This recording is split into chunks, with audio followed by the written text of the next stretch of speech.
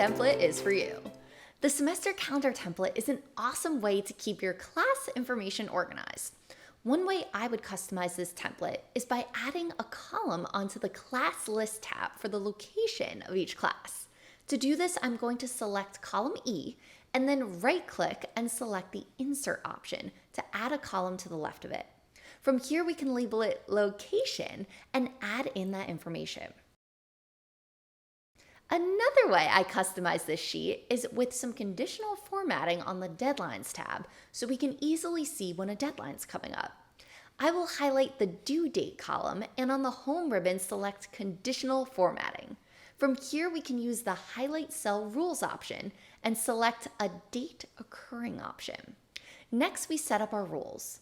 I'll set this to next week so I have ample time to get these assignments done. And now, anytime a deadline falls into the next week category, it will change the color of it so we know to prioritize it. I hope you found these helpful and you could check out more templates, including this one, at create.microsoft.com.